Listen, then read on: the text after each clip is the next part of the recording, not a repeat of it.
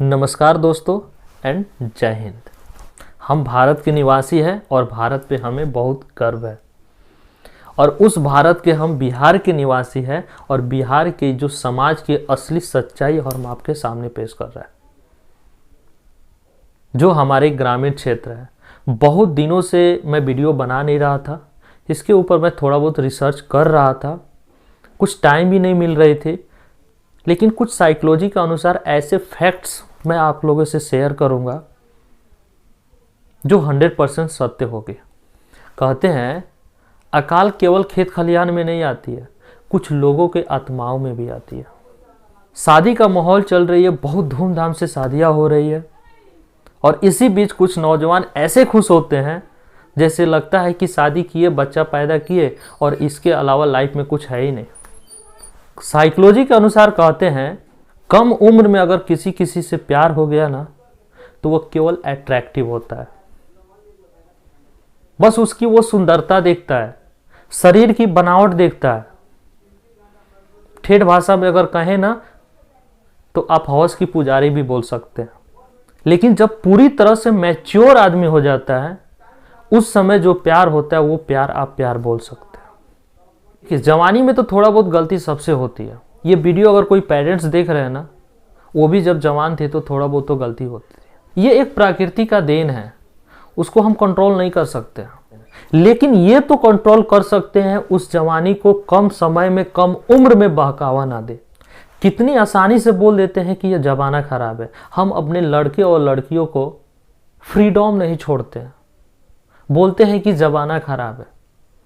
अब ये बताइए, जो जमाना का खुद आप उस जमाने के इंसान हो, समाज का हर एक व्यक्ति उस जमाने का इंसान है, उसी का हिस्सा है।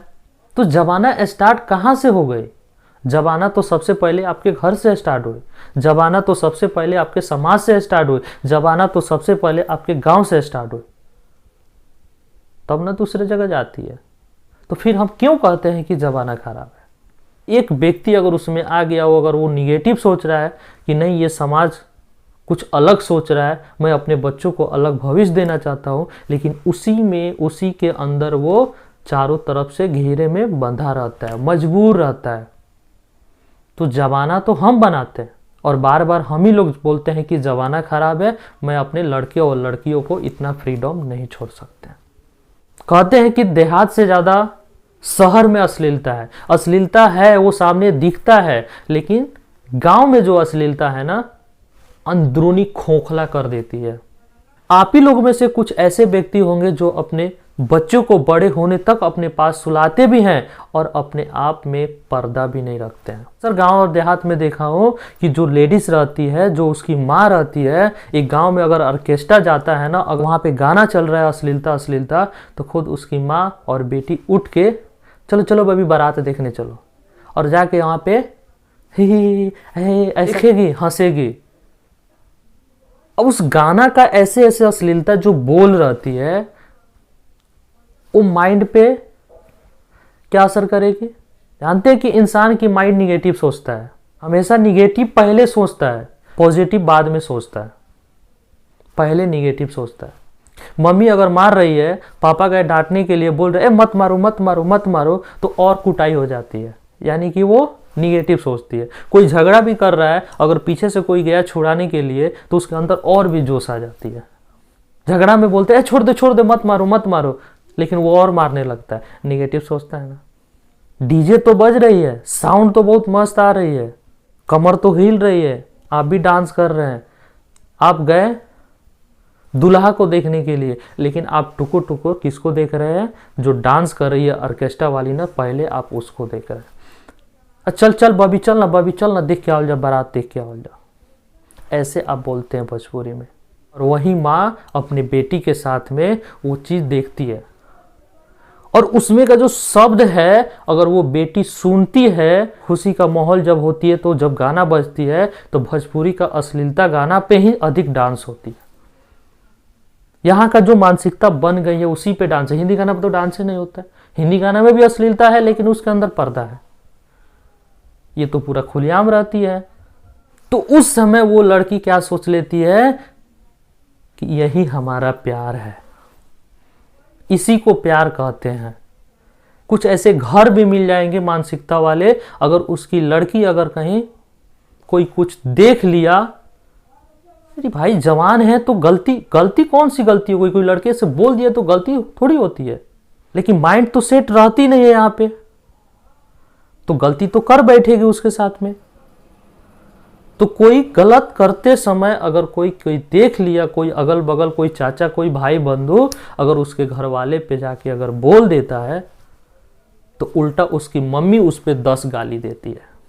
वो सोचता है कि जिंदगी में कभी तो हम कुछ भी देखेंगे, सामने देखेंगे, नहीं बोलूंगा। यानी कि उस समय उसको ऐसा लगता है कि अगर हम रोड पे जाके या कहीं उसको गाली देंगे, ग्लौज करेंगे, तो हमें लोग बहुत अच्छा बोलेंगे। नहीं भी गलत आपकी लड़की की है, अगर आप चिल्ला रहे हैं, बोल रहे हैं, किसी को गाली दे रहे हैं, तो वो आदमी सच में निगेटिव समझेगा। तो ये मानसिकता हमारे समाज में, हमारे ग्रामीण क्षेत्र में मेन है एजुकेशन। और जो गंदे गंदे गाने निकलती है, सुनने वाले ज़्यादा खराब है, गाना निकालने वाले नहीं है। वो ज़्यादा सुन रहे तो गाना निकाल रहे हैं, उसको पैसा चाहिए। गाँव में ही रह के पढ़े हैं कुछ ऐसे स्टूडेंट्स, सबको नहीं बोल सकते हैं, भोजपुरिया मूंड में रहते हैं। भोजपुरी में भी बहुत अच्छे अच्छे गाने हैं, हिंदी से भी टॉप गाने हैं, सामाजिक गाने हैं, सामाजिक गाने में भी बहुत अच्छे अच्छे म्यूजिक है, डांस है। धूमधाम से बारात जा रही है, कौन नहीं जानता है कि अगले दिन उसको स्वागत होने वाला है, जानता तो सब कोई है, लेकिन एक पर्दा रहती है कि नहीं रहती है। एक बगल में एक रूम में मम्मी पापा सोए, बगल में कोई अपने फैमिली को लेकर सोया, उसके मम्मी पापा नहीं जान रहे मेरे बेटे क्या करता है रात में, जानता सब कोई है, लेकिन बीच में क्या है, दीवार है।